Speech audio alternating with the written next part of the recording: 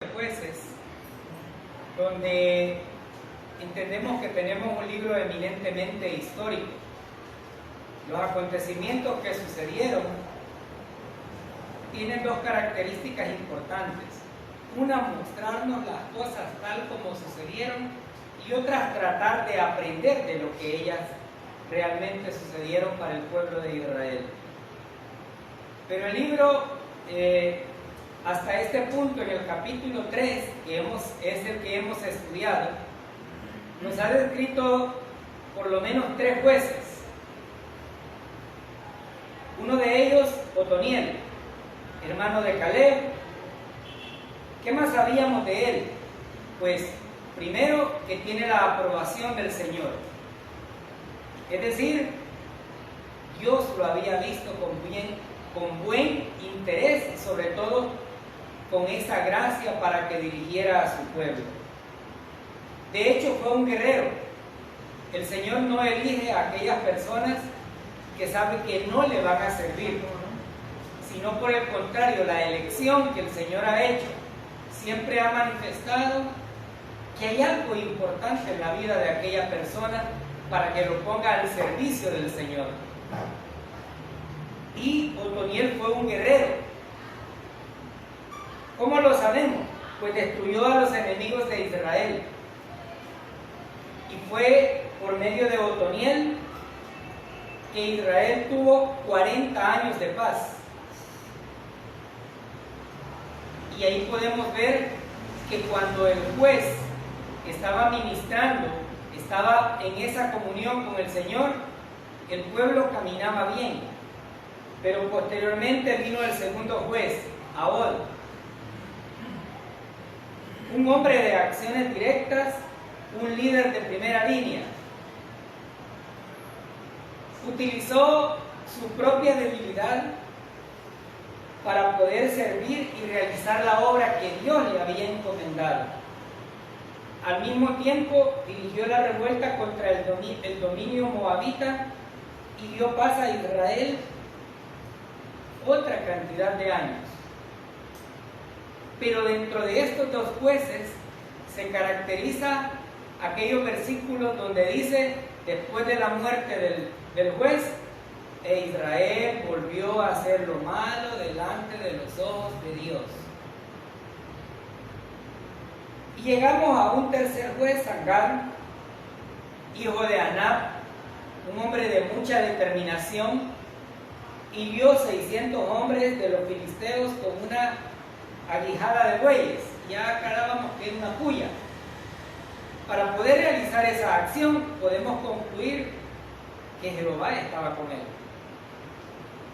Y tanto así que Jehová aprobaba las acciones que este hombre estaba realizando. Salvó a Israel con su determinación, su valentía y su fuerza. Dio otro tiempo de paz a Israel. Y estos tiempos de paz que Israel tenía se determinaban por la comunión que el juez tenía con el Dios eterno. Pero cuando el juez moría, entonces el pueblo volvía a la misma.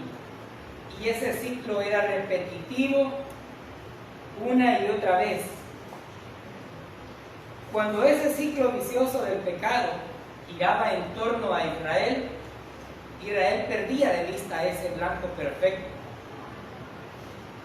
Un Israel que aun cuando tenía las instrucciones precisas, los líderes precisos y la complacencia de Yahvé, porque no podemos olvidar que Israel pidió que lo gobernaran seres humanos, pidió jueces, y el Señor en su bendita gracia y soberanía dijo, está bien, démosle jueces.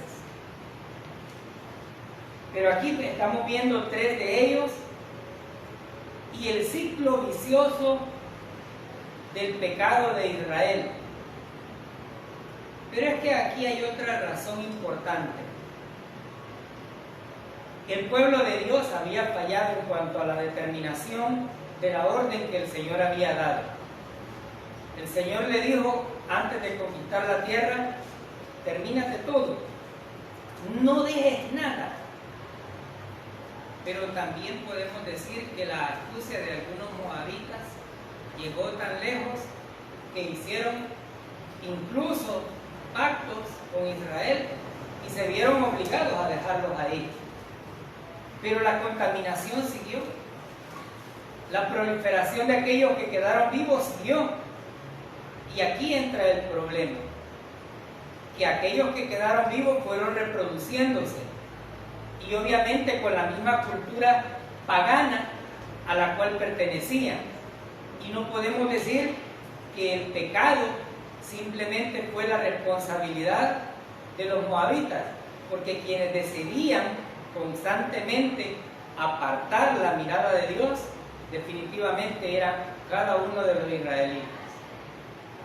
Pero aquí también debemos destacar que había un remanente fiel de aquellos padres que sí habían cumplido la razón y la función que les había sido encomendada, dar a conocer las grandezas del Señor. Pero había un grupo de personas que no lo había hecho, y por eso vemos una generación bien indisciplinada, pero una generación con mucha disciplina de parte de Dios.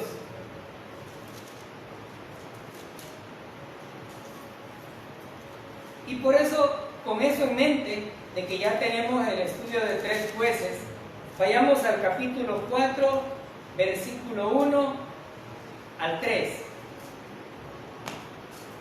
Jueces capítulo 4, versículo 1 al 3.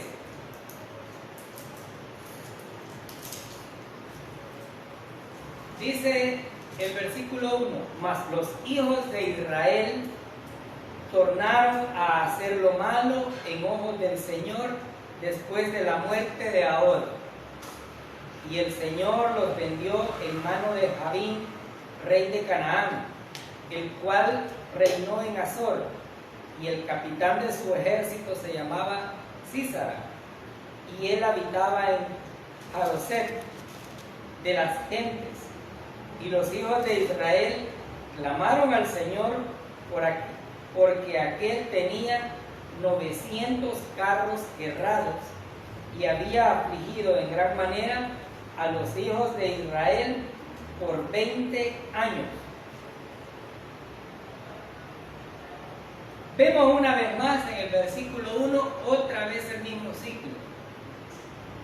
Si nosotros hemos sido observadores a través de los 3 capítulos, podemos darnos cuenta que por lo menos 5 o 6 veces aparecen del capítulo 1 al 3: e hicieron lo malo delante del Señor. Y es que este pueblo se había dejado impregnar demasiado la cultura pagana de los moabitas, y eso influía grandemente. Esto es como cuando un creyente dice: no, yo puedo reunirme con cualquier clase de personas y a mí no se me pega nada. Probablemente en vos no se le pegue nada, pero al final terminará afectando esa relación. Y el pueblo de Dios tenía una instrucción con el propósito de mantenerse puro, pero no quisieron hacer caso. Lo mismo sucede en este tiempo. El Señor, a través de su palabra, nos dice: no unáis el yugo desigual. Pero generalmente nuestro mejor amigo no es un creyente, sino un pagano. Y aquel, su mejor amigo, no es usted, sino otro al cual le va a contar lo que usted le estaba confiando. Y entonces volvió la situación al mismo ciclo y se vuelve a perder esa armonía. Y es que ese es el problema que se había dado con Israel. Un ciclo de pecado que únicamente se mantenía mientras el juez estaba vivo. Muerto el juez, se terminaba la comunión. Israel como muchos de nosotros, pasa desapercibido el hecho de que cada pecado, cada vez que el libro de Jueces dice se desviaron, había una consecuencia. Y digo, como muchos de nosotros pasa desapercibido, porque a veces pasamos desapercibido el pecado y decimos, ¿y a mí por qué me está sucediendo esto?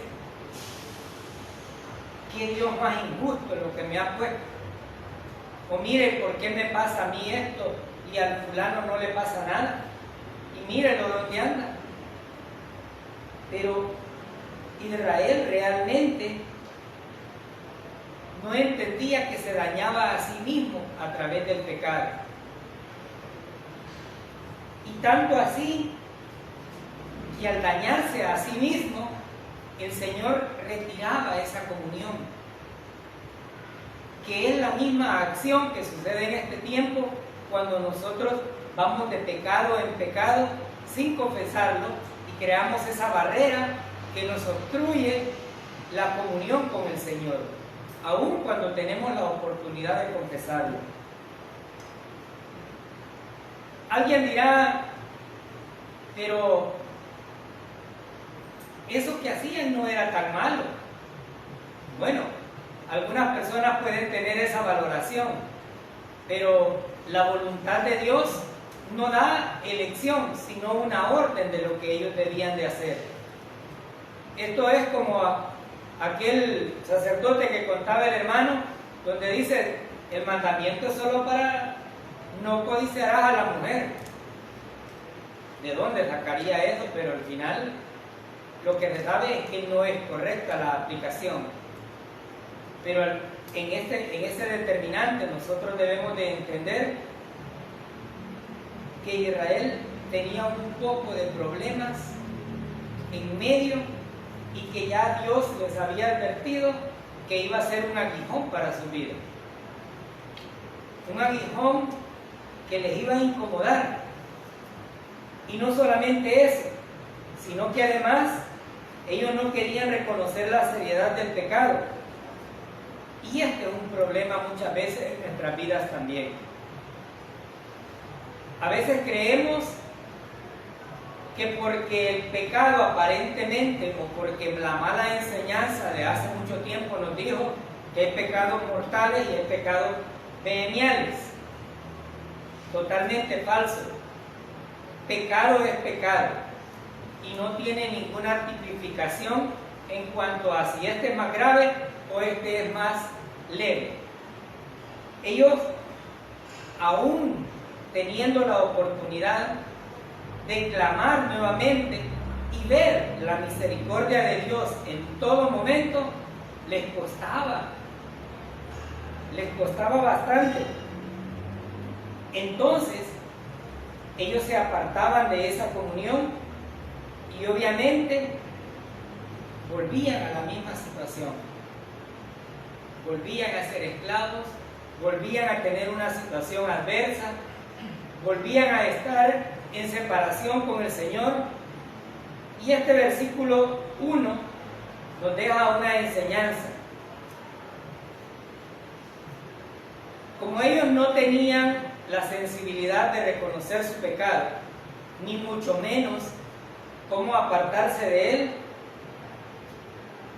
no sabían medir las consecuencias que esto iba a traer. Y la enseñanza nos dice, estamos seguros de que a usted no le gusta ver a su pareja enojada,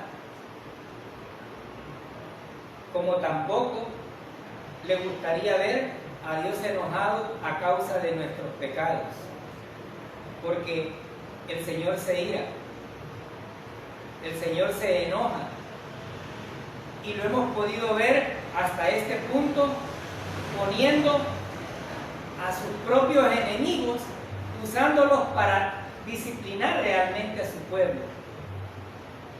Y es que no necesariamente tiene que ser la mano de Dios, sino que puede usar a cualquiera para dar la disciplina a cada uno de nosotros. Pero al final, alguien dirá, pero ¿qué fue lo malo que hicieron? ¿Qué es eso? ¿Qué significa hacer lo malo ante los ojos del Señor? Uno, se unieron en matrimonio con las hijas de los moabitas y se entregaron a ellos. Y aquí ya aprendimos. Generalmente es la persona que está en el mundo la que saca al creyente de la iglesia y no el creyente atrayendo a la que está en el mundo. Eso fuera lo ideal, pero no es así. Entonces, ¿qué otra cosa hicieron? Adoraron a los baales, a los postes, y obviamente esto era desviar la atención del blanco perfecto. Y yo, cuando estudio la palabra de Dios, no me canso de decirle gracias, Señor, por este tiempo. Porque, ¿qué sucedería en nuestras vidas si el Señor tratase con nosotros igual que como trató con Israel? ¿Alguien se ha puesto a pensar qué sucedería? Viviríamos totalmente despistados y amolados, pero muchas veces vivimos con tanta gracia que volvemos la gracia que el Señor nos da en libertinaje. Pero de algo debemos de tener mucha seguridad. El Señor no pasa desapercibido absolutamente nada, pero nos trata con mucha gracia. ¿Cómo lo sabemos? Versículo 2. Y el Señor los vendió en mano de Jabín, rey de Canaán, el cual reinó en Azor. Veamos hasta ahí. La palabra vendió no necesariamente significa que recibió una recompensa, sino que los entregó. ¿Para qué los entregó? Para que tuvieran su disciplina, para que entendieran que lo que habían hecho no era correcto. El Señor entregó a su pueblo, a los cananeos, como consecuencia del versículo 1 de haber hecho lo malo. Ahora pregunto, iglesia, ¿cuántas veces el Señor ha usado a cualquiera para darnos a conocer nuestros errores? ¿Cuántas veces el Señor ha utilizado a X personas para disciplinarnos, para mostrarnos cuán equivocados hemos estado y de esa manera hacernos reflexionar hasta cierto punto? Estos habían creído que no había consecuencias acerca del pecado. Sin embargo, habían dejado que los cananeos habitaran entre ellos, se fortalecieran y muchas veces que incluso los dominaran. Y aquí nos menciona un hombre, Jabín, un instrumento que se sabe un poco de él. La primera vez que lo mencionó, este nombre apareció en Josué 11, donde Josué lo derrotó a Jabín. Se cree, según los teólogos, que este era Jabín, el padre, y que su descendencia posteriormente pudo haber tenido, o la descendencia moabita, pudo haber optado por tener un rey con el mismo nombre. Pero aquí, este hombre pudo haber sido hijo o siervo de ese rey que quedó libre y que había vuelto a reconstruir parte de la ciudad. Yo los quiero llevar a Josué 11, versículo 13, para que entendamos un poquito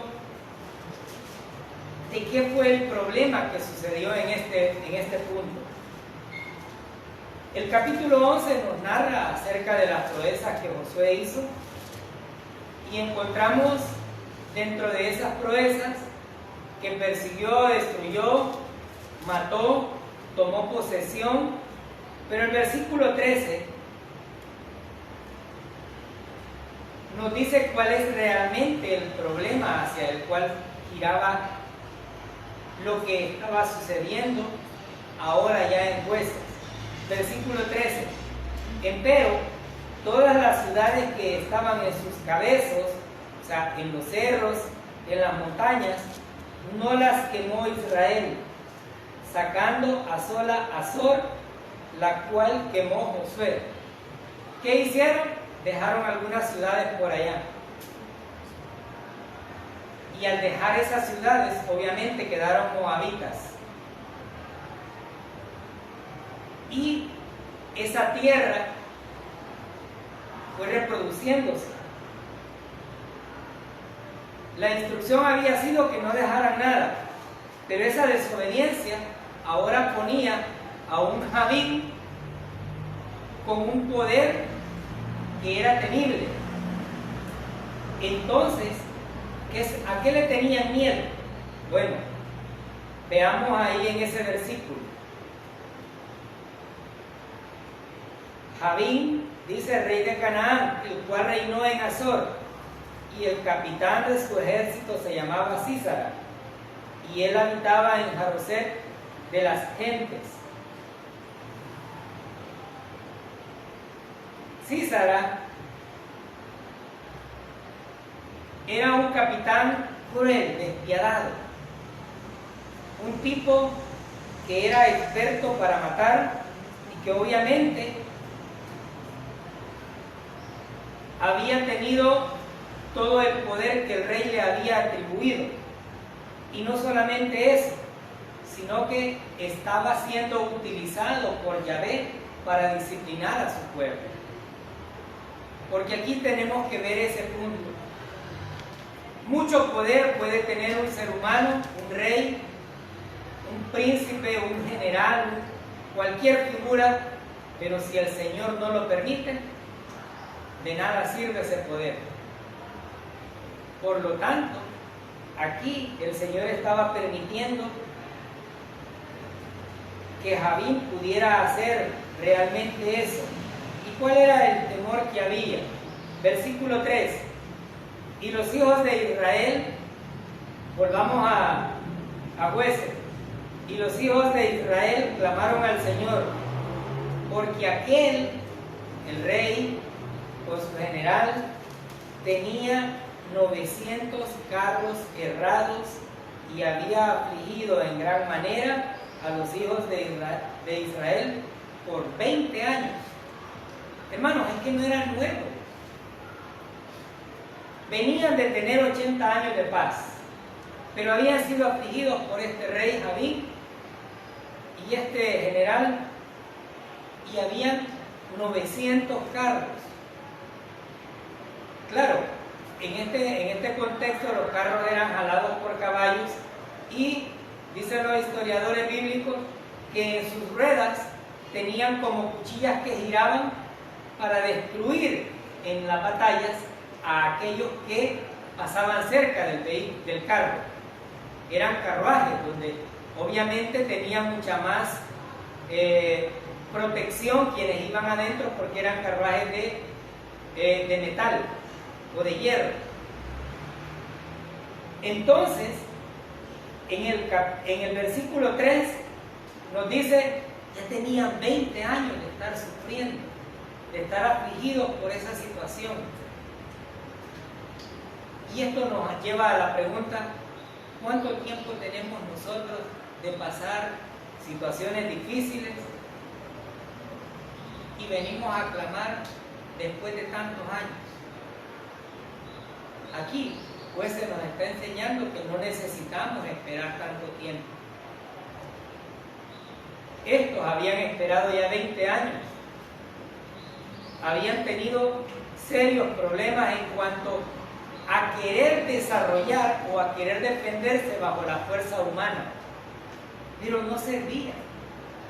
No servía no porque carecieran de ejército, no porque carecieran de fuerza, sino porque Dios estaba usando un instrumento para darle una lección. Recordemos que este pueblo, esta generación, no sabía de guerras, no sabía de problemas, y el Señor les estaba mostrando. Entonces, aquí podemos ver cómo la misericordia de Dios nuevamente vuelve y el Señor escucha esas oraciones. Tanto así que obviamente los israelitas, mientras no se arrepentían, mientras no miraban al blanco perfecto, siempre estaban en problemas. Y eran tan, pero tan testarudos como muchos de nosotros que estamos en el problema, pero no clamamos de verdad. Estos clamaban, el Señor les proveía un libertador, pero muerto el libertador, volvían a la misma. Nosotros clamamos, el Señor obra con gracia y misericordia, nos da lo que le pedimos, pero cuando lo tenemos, mejor nos vamos de la iglesia y nos enojamos. Nos enojamos con el Señor, porque el Señor es el que me necesita. Error. Dios no necesita a ninguno de nosotros. Nosotros necesitamos de la misericordia de Dios cada día. Este versículo nos enseña también que cuando llegan los problemas debemos recurrir en primer lugar buscando fortaleza y guía del Señor. Si una enfermedad llegó a tu vida, no empecemos con la pastilla, vayamos y clamemos a Dios. Un problema llegó a nuestras vidas, vayamos primero a Dios.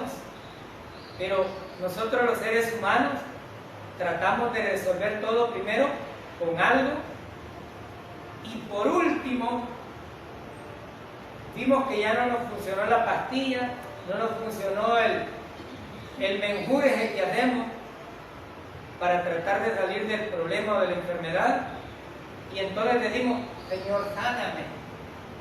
Pero ¿por qué hacemos generalmente eso? Porque a veces minimizamos el poder que Dios tiene en nuestras vidas y lo volvemos tan pequeño que creemos que aquella pastilla va a ser mucho más efectiva que lo que Dios puede hacer. Aquí aprendemos realmente de que no tenemos que esperar tanto tiempo para poder llegar a pedir la dirección del Señor y sobre todo no dejar que nos ahorque el problema. Este pueblo estaba siendo reprimido. Imagínense ustedes, esto sería como que El Salvador empezara una guerra con Estados Unidos. ¿Qué puede ofrecer El Salvador en cuanto a armamento? Nada. Pues en esa misma situación estaba Israel, pero con el agravante de que Dios estaba utilizando a este pueblo impío para dar a conocer su disciplina. Entonces, aquí vemos justamente ese momento en el cual el ciclo del pecado giraba en torno a lo que ya estábamos viendo, producto de que el pueblo de Dios siempre perdía de vista ese blanco perfecto. Pero ahora veamos otro punto en el versículo 4 y 5. Ellos claman y Dios da su respuesta. Versículos 4 y 5. Y gobernaba en aquel tiempo a Israel una mujer, Débora, profetisa, mujer de Lapidot, la cual Débora habitaba debajo de una palma entre Ramá y Betel, en el monte de Efraín, y los hijos de Israel subían a ella a juicio. Ahora nos muestra una mujer. Primero utilizó 4 jueces.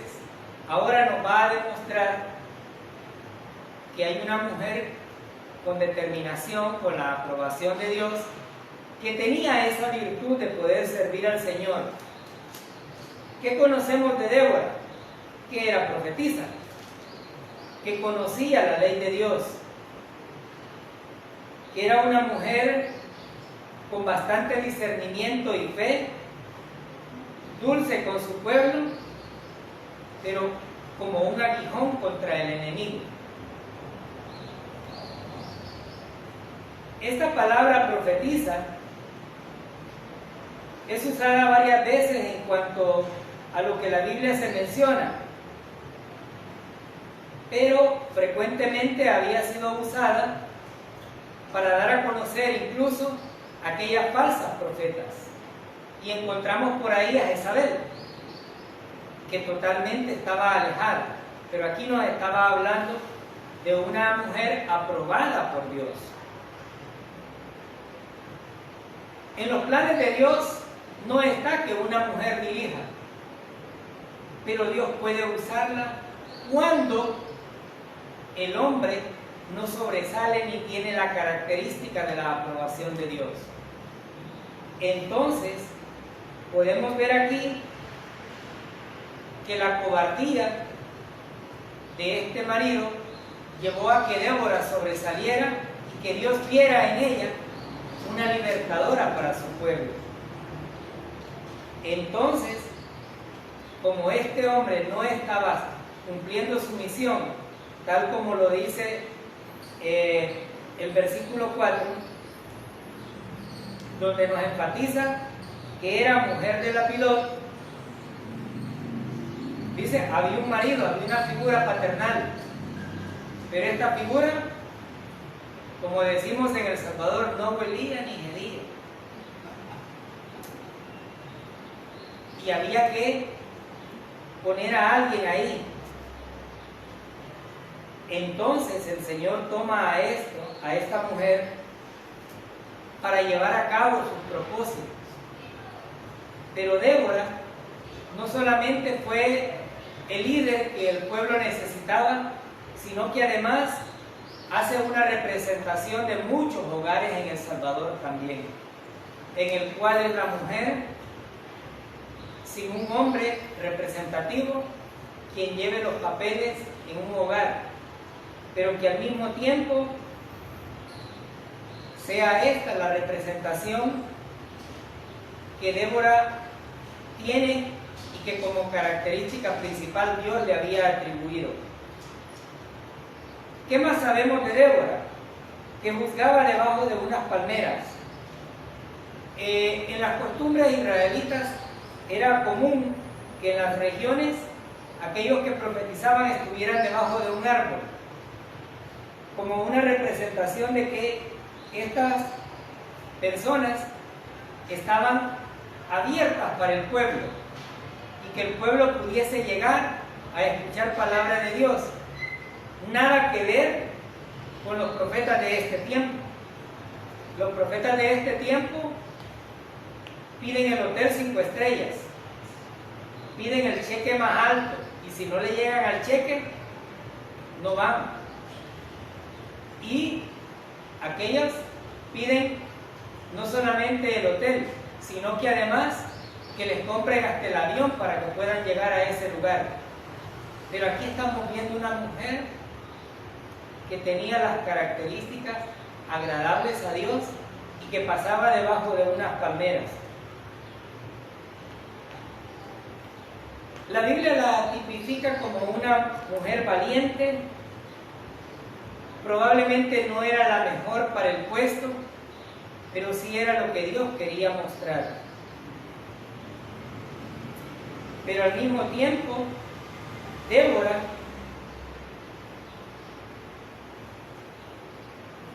al dar a conocer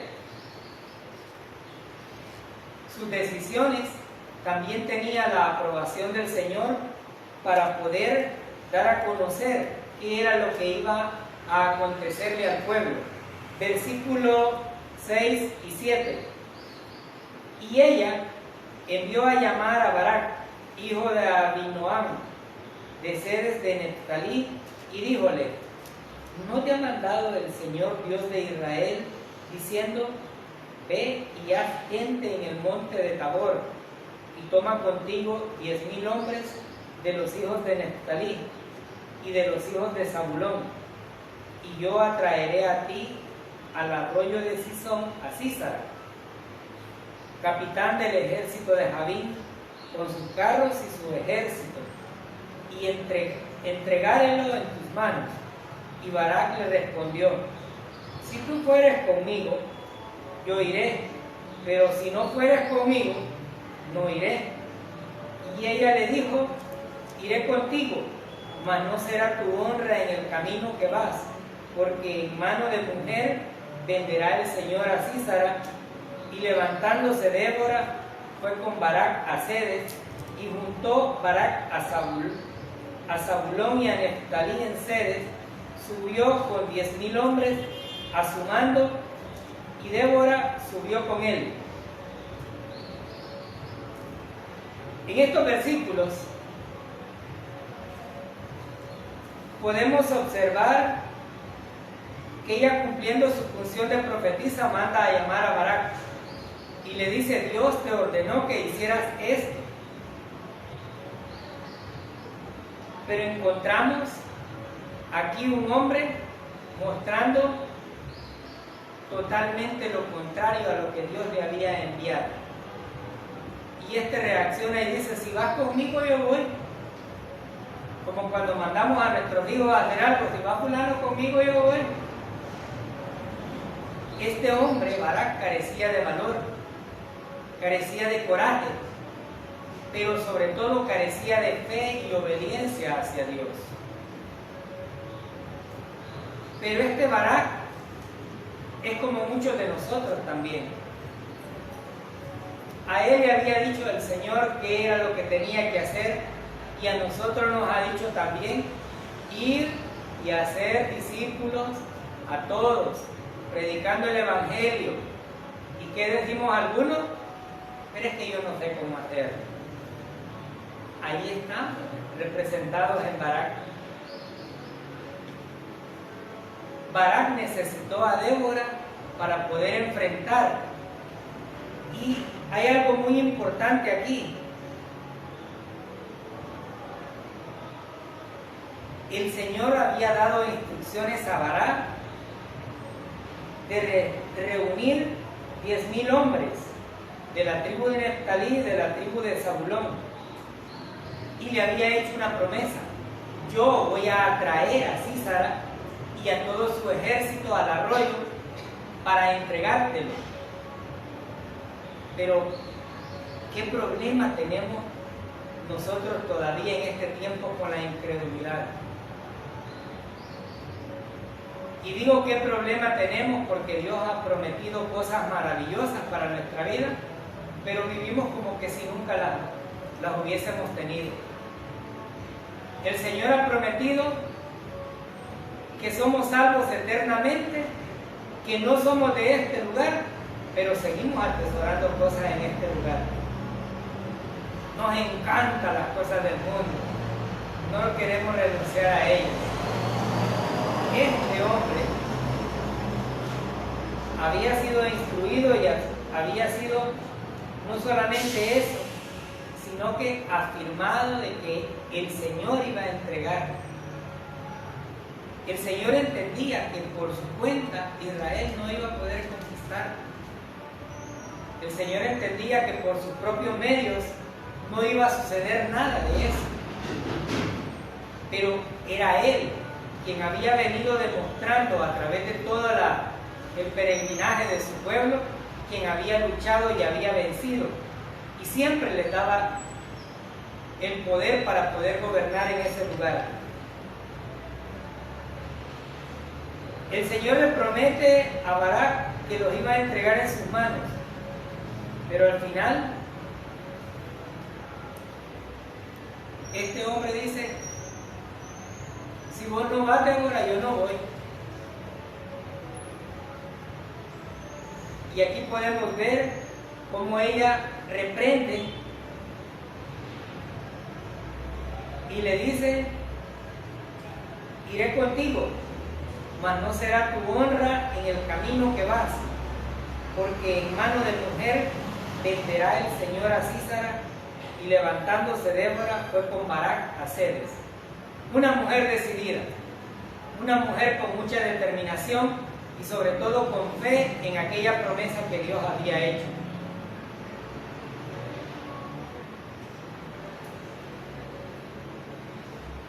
En pocas palabras, Débora le está diciendo: Con esa cobardía no vas a ganar guerras.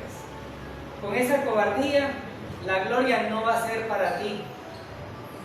No vas a ser tú a quien Dios tenga por aprobado, sino a una mujer. Y aquí nosotros podemos ver que un Barak, aún cuando pudo haber tenido la determinación, porque ya había recibido las instrucciones, no hace las cosas, sino que requiere de una mujer para poder enfrentarla. Y es que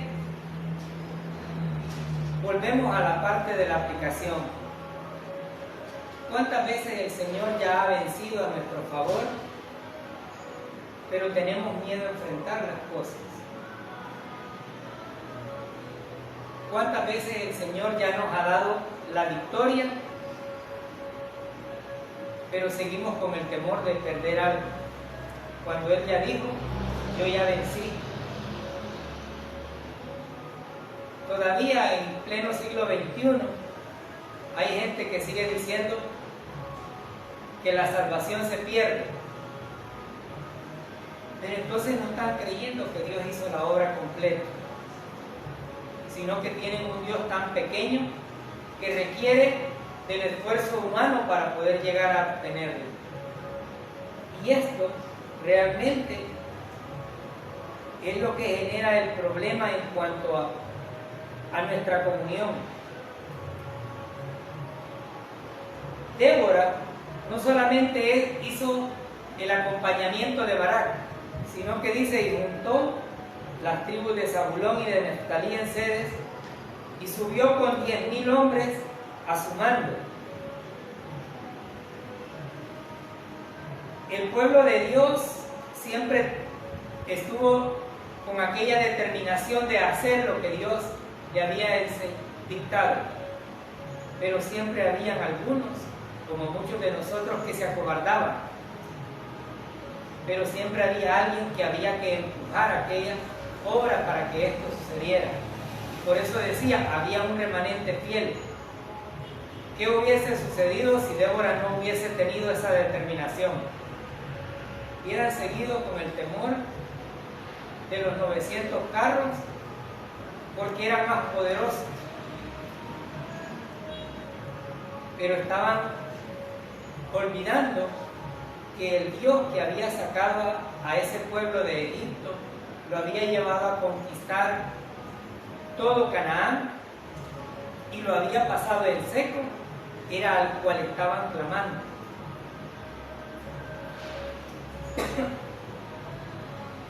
Entonces el Señor estaba mostrando aquí que Él puede usar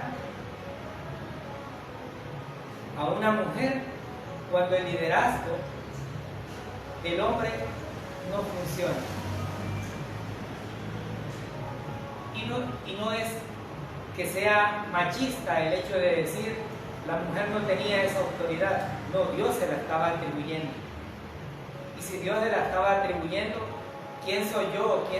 ¿Quiénes somos nosotros para decirle al Señor, ¿por qué pusiste una mujer?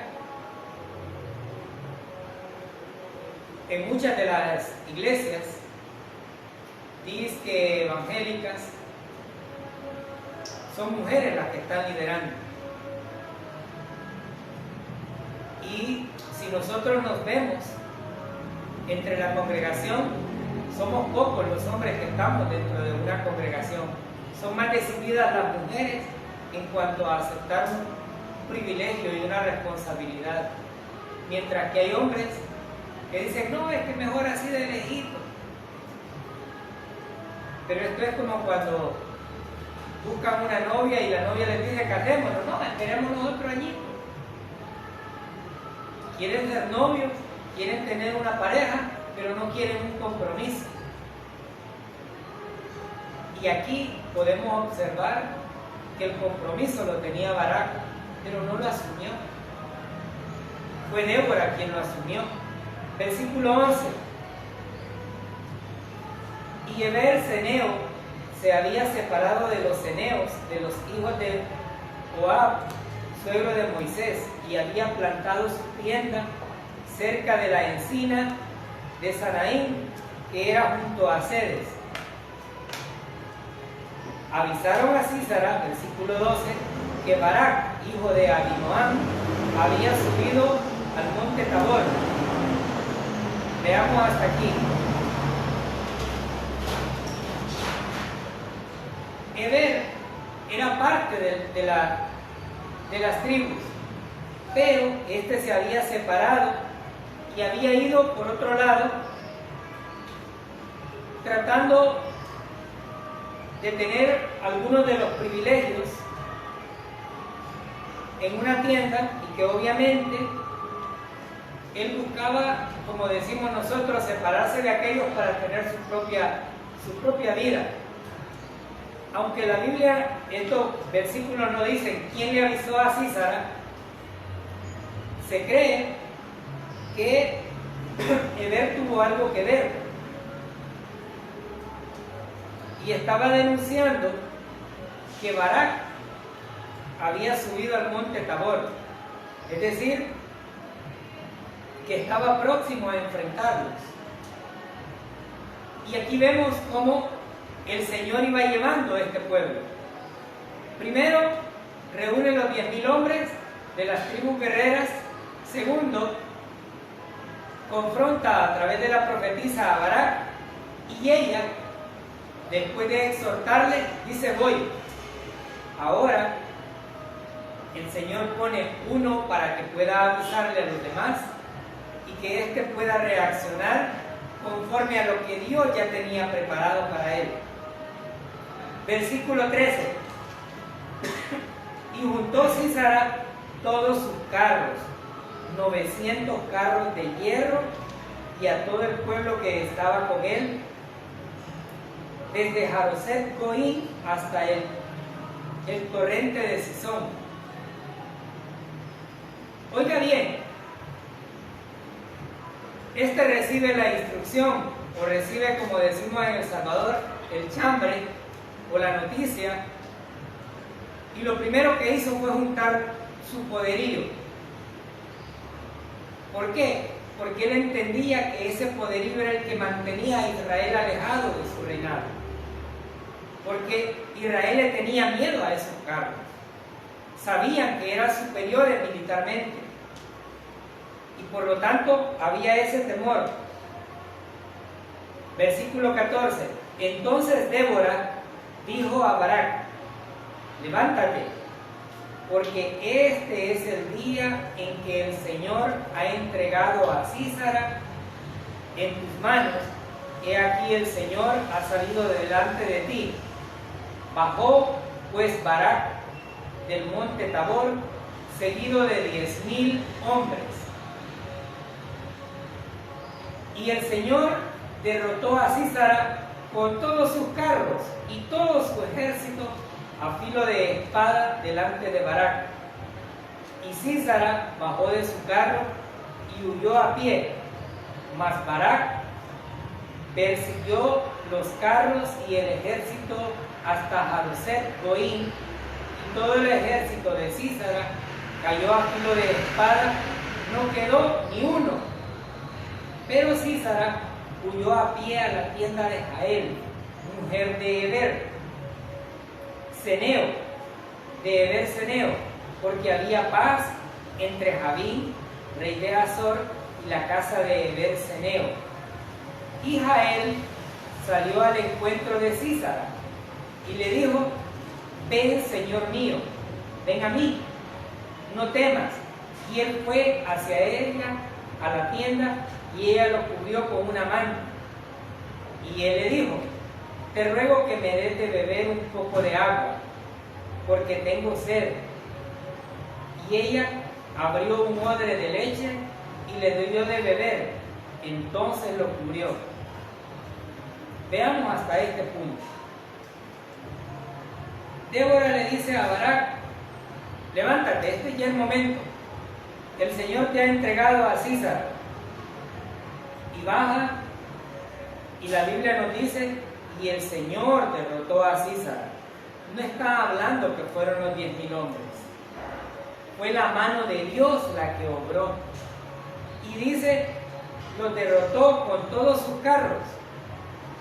No hay poder humano que detenga la voluntad de Dios. No hay poder militar que sea suficiente para detener lo que Dios quiere mostrar.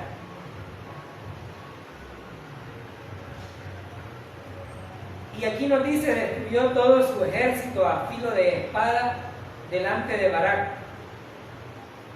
Pero ante el poderío de Sísara, al verse derrotado, huye. Pero Barak había tomado ya fortaleza y corre y sigue hasta Haroset Goim y mata a filo de espada, y la Biblia dice no quedó ni uno. Y aunque Sísara huyó, llega a una casa en donde aparentemente tenía un aliado, pero la unión del hombre con Jabel, en este caso Jael era judía, y Jael entendía que la voluntad de Dios no tiene vuelta atrás. Por lo tanto, ella sabía que lo que Débora estaba enfrentando lo hacía en nombre del Dios Todopoderoso, el Dios de Israel. Por lo tanto, ella recibe a Sísara, quien le pide agua, pero ella no le da agua, sino que dice, abre una odre y le da leche. Y este descansa, complacido de que no sucedía absolutamente nada. Y dijo, ya estoy libre, ya no me agarraron. Veamos qué sucede posteriormente. Versículo 20. Entonces él le dijo, ponte a la entrada de la tienda, y si alguien viene y te pregunta y te dice, ¿hay alguien aquí?, tú responderás, no.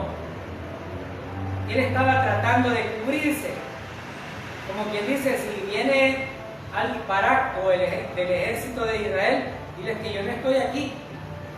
Veamos qué sucede cuando los planes de Dios son perfectos.